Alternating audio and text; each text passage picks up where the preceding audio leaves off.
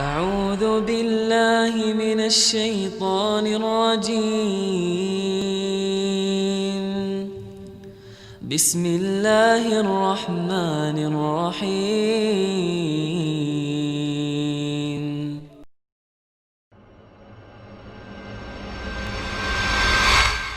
Kemudian kisah orang-orang yang mendapatkan hidayah dalam Al-Quranul Karim, kisah Ashabul Ukhdud.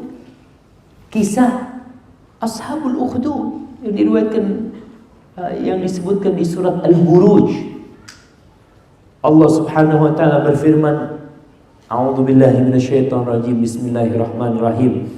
Was-samaa'i dzatil buruj wal yawmil maw'ud وشاهد ومشهود قتل أصحاب الأخدود النار ذات الوقود إذ هم عليها قعود وهم على ما يفعلون بالمؤمنين شهود وما نقموا منهم إلا أن يؤمنوا بالله العزيز الحميد. Kisah Ashabul Ukhdud Allah abadikan dalam Al-Quranul Karim. Satu kampung yang dibakar di dalam parit.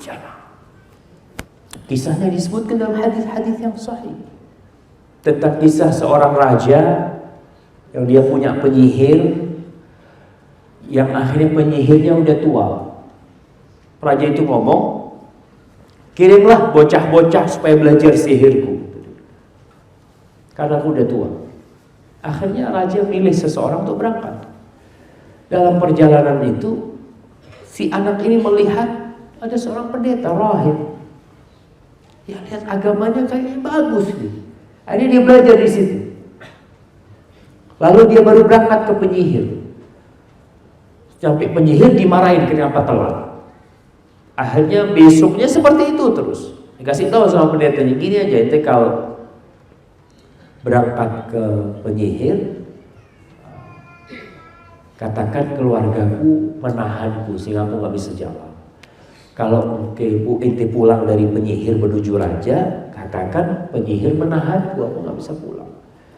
Sampai kejadian suatu hari tatkala ada binatang yang besar di jalan yang menutupi jalan, lalu anak ini, bocah ini melempar dengan batu atau dengan sesuatu. Dia mau tanya, ya Allah, mana yang lebih baik, ilmunya penyihir atau ilmu itu pendeta?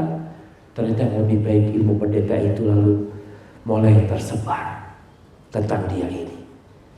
Dia bisa ngobatin. Nah, Masya Allah. Baik,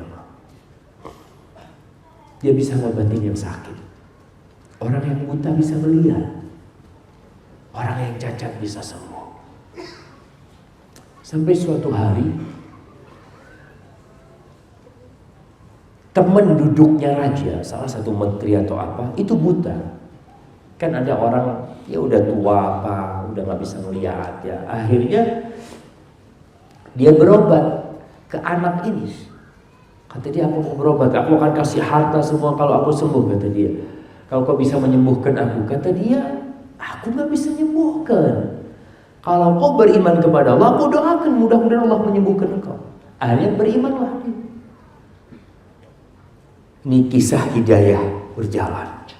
Dia beriman, didoakan sembuh. Akhirnya dia berangkat lagi ketemu raja. Raja bingung.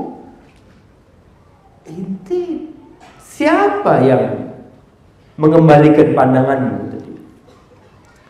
Kata nih teman duduknya raja, Rabbi, Tuhanku. Aku maksudnya ente. Rabbi wa rabbukallah, Tuhanku dan Tuhanmu Allah.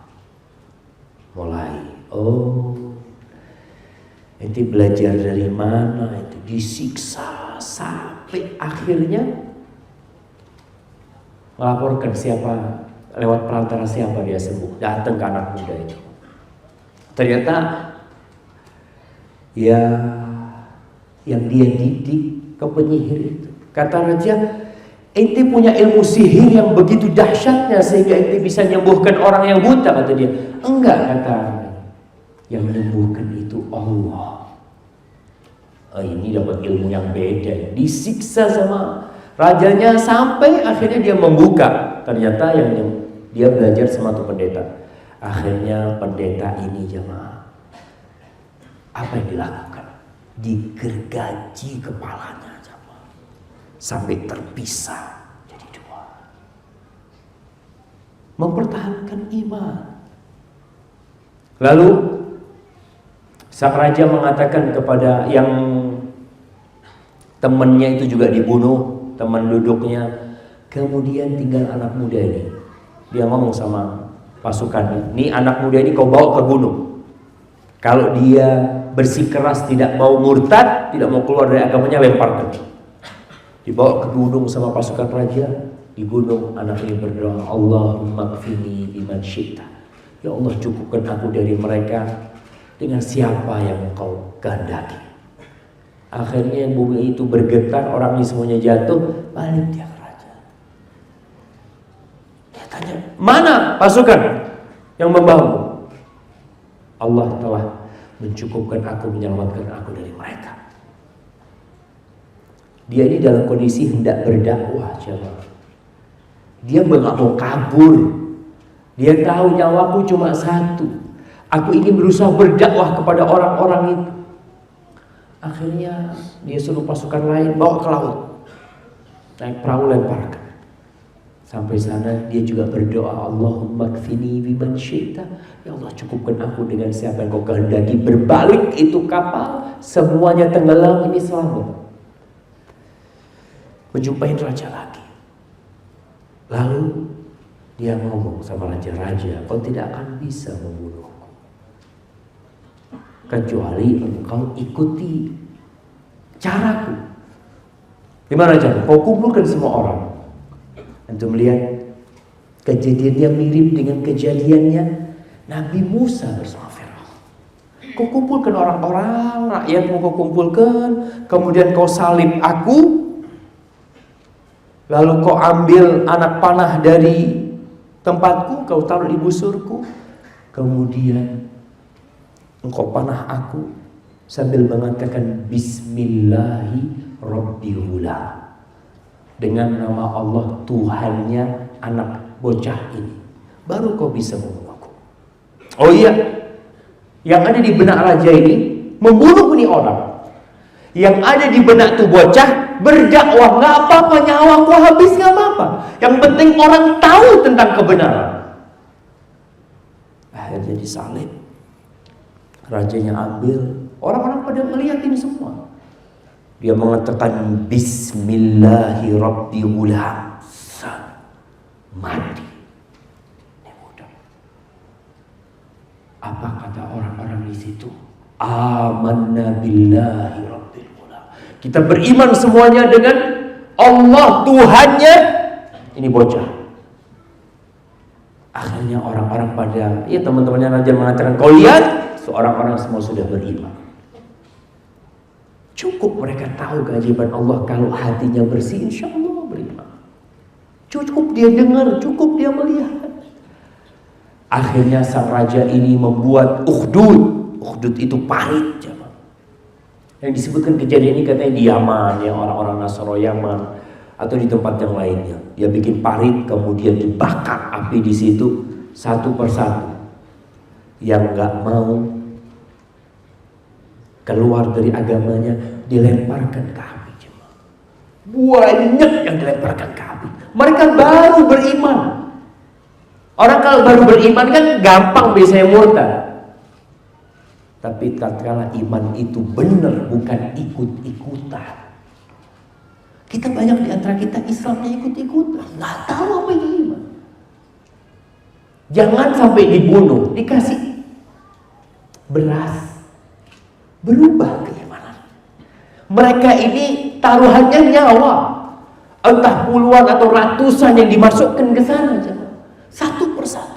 Sampai seorang wanita disebutkan oleh Rasul SAW, ada seorang wanita, dia sama anaknya tatkala dia kesian sama anak, sang anak ini bisa berbicara, mengatakan, ya ummah, wahai ibunda, isbiri fa innaki alal haq. Sabarlah kau wahai ibunda, kau berada di atas kebenaran. Maka sang ibu loncat bisa dibakar dan orang-orang kafir pada nonton semua. Hadis ini diriwayatkan Imam Muslim dan sahih. Dan untuk melihat bagaimana tatkala hidayah itu datang menyapa dan kita siap melakukan apa saja. Hadza wallahu a'lam bishawab. Itu yang bisa kita kaji pada kesempatan kali ini. A'udzu billahi minasy syaithanir rajim. Bismillahirrahmanirrahim.